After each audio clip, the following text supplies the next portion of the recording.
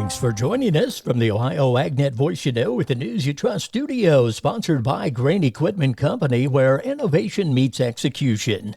I'm Dave Russell. Well, on Wednesday's midday shows, Matt Reese visits with Lorain County soybean producers Eric and Adele Flynn to discuss their involvement with Grow Next Gen, a project of the Ohio Soybean Council and Soybean Checkoff. Tune in to learn more.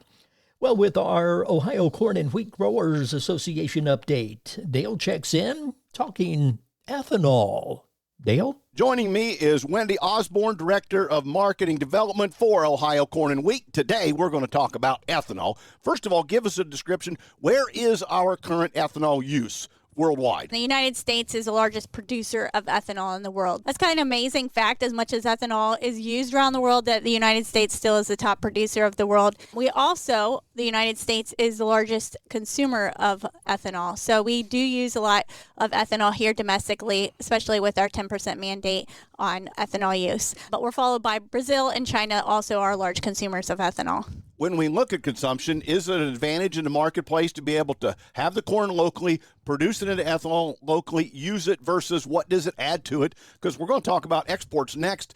There's some efficiency, but we ought to use as much at home as we can. That's a huge advantage for the United States, is that we're not only the largest producer of ethanol, but we also are the largest consumer. So we are using the corn and the ethanol that we use here domestically. But again, now we kind of hit that 10% mandate. Ethanol domestic use has been relatively flat the last few years, and so we need to focus on ethanol exports and helping other countries to find the benefits of our United States ethanol as well. Wendy, if we talk about potential new markets in the international scene, who are the best prospects and why? And we work closely with the U.S. Grains Council that has been working on promoting corn ethanol around the world for several years. It does take a lot of work. They're seeing corn ethanol as a good renewable fuel. It helps lower greenhouse gas emissions, improves the air quality in those countries, better for the environment. Probably the biggest advantage is that it's also less expensive than fossil fuels, so there's huge economic benefit. And thank you, Wendy Osborne, Director of Market Development, Ohio Corn and Wheat.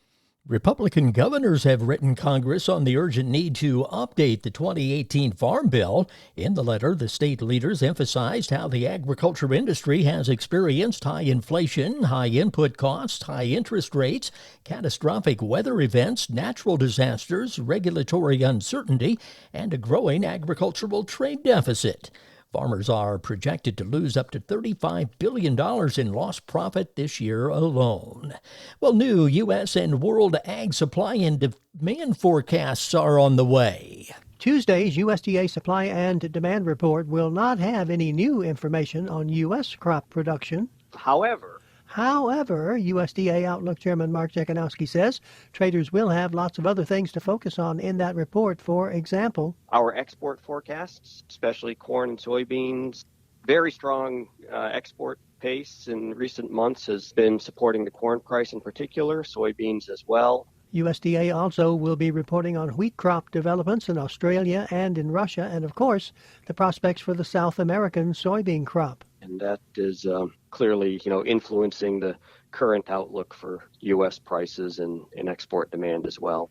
Mark says the supply-demand report will have new season average price forecasts for all the major U.S. crops. However, nobody will see the report until it's out this Tuesday, noon Eastern Time. Gary Crawford reporting for the U.S. Department of Agriculture. Sales of corn to overseas buyers jumped week to week while soybean sales declined. According to the Ag Department, corn sales in the 7 days ending November 28th jumped to 1.73 million metric tons, up 63% from the previous week. The markets are next. Did you know soybeans' #1 customer is animal agriculture? That includes Ohio's dairy farms. High oleic soybeans have long been highlighted for their use in human food, but it can also be a benefit for dairy cows. Research shows it helps boost milk fat concentration and milk fat yield. That means more profitability. Soybeans, feeding the industry that feeds us. Brought to you by Ohio soybean farmers and their checkoff. Since 1926, Nationwide has been rooted in agriculture. Founded as the Farm Bureau Mutual Automobile Insurance Company with a mission to protect farmers and their communities, we honor our legacy by offering solutions that evolve with the complex needs of today's farms. As the leading insurer of America's farms and trusted by 8 farm bureaus for 100 years and counting, Nationwide is on your side. Number 1 insurer based on 2023 direct written premium per AM Best. Nationwide Mutual Insurance Company and affiliates, Columbus, Ohio. The market's brought to you by Seed Consultants. Simply better performance online at seedconsultants.com. At the Board of Trade, December corn $4.34 up 3 1/4. March corn $4.41 3/4 up 1 penny 3/4. January beans $9.90 down 3 3/4. March beans $9.95 1/2 down 3 3/4. July wheat $5.73 1/4 up 2 cents. At the Mercantile Exchange, December cattle $187.80 up 42 cents. December hogs down 40 cents at $82.90. March feeder cattle $255.20 up 52 cents. This is the Ohio AgNet.